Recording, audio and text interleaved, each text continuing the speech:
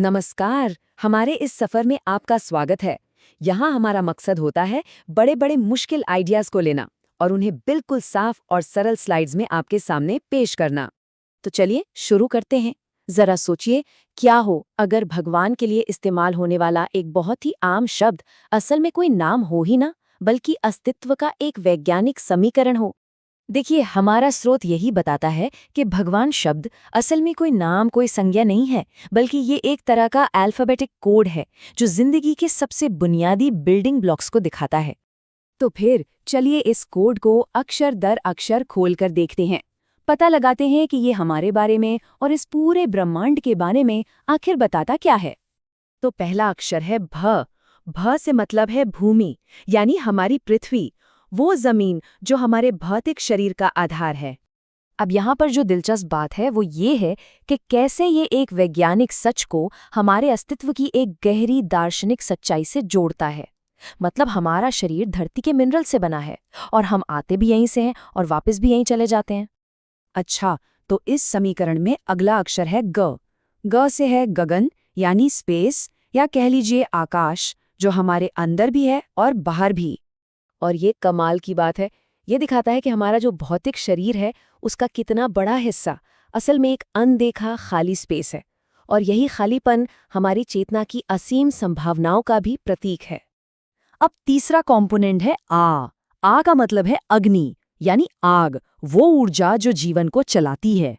तो यहाँ समझने वाली बात यह है कि ये जो अंदरूनी आग है ये सिर्फ बायोलॉजिकल नहीं है, ये असल में बदलाव की, रूपांतरण की शक्ति है और ज्ञान की वो रोशनी भी है जो अज्ञान को जलाकर खत्म कर देती है। इसके बाद चौथा तत्व आता है व से वायु, यानी हवा। यहाँ हवा को सिर्फ एक गैस की तरह नहीं देखा गया है, बल्कि ये वो अदृश्य धागा है, वो प्राण है जो इस पूरी सृष्टि को, इस पूरे सिस्टम को एक साथ जोड़े रखता है। और अब आता है हमारे इस समीकरण का आखिरी अक्षर न। न से है नीर, यानी पानी। तो देखिए, पानी यहाँ सिर्फ एक चीज नहीं है, ये हमें विनम्रता सिखाता है, हर हाल में ढलना सिखाता है, ये खुद अपना रास्ता बनाता है, और सच कहें तो यही तो जिंदगी का असली रस है। तो जब हम इन पांचों तत्वों को एक साथ जुड़ते हैं तो क्या तस्वीर सामने आती है?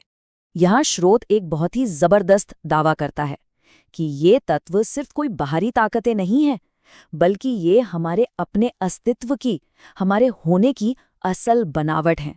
हम इनसे अलग नहीं हैं, हम इसी कॉस्मिक सिस्टम का हिस्सा हैं। और देखिए, जब हम अपनी इस अंदरूनी बनावट को समझ लेते हैं ना, तो हमारे जीने का मकसद ही बदल जाता है। और यहीं से बात आती है धर्म की।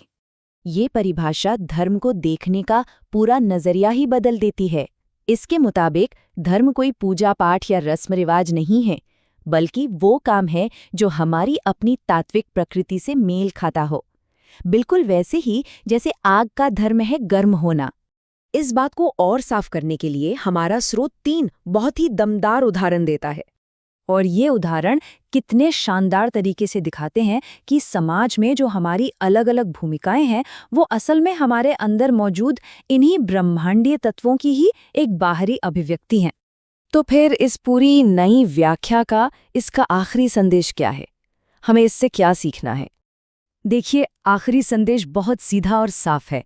ये व्यक्तिगत जिम्मेदारी का है, अपनी सच्चाई का है। हमारा काम पूरी दुनिया को बदलने का बोझ उठाना नहीं है, बस अपना दिया जलाना है।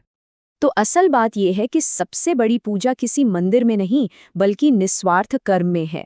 जब हम अपना काम पूरी ईमानदारी से करते हैं तो हम खुद इस ब्रह्मांडीय व्यवस्था का एक जरूरी हिस्सा बन जाते हैं, एक इंस्ट्रूमेंट बन जाते हैं। और आखिर में ये स्रोत हमें एक बहुत ही गहरे सवाल के साथ छोड़ जाता है। ये पूरी की पूरी व्याख्या एक आईने की तरह हमारे सामने रख दी गई है, और सवाल ये है, जागो, क्या तुम वही हो जिसे तुम खोज रहे हो?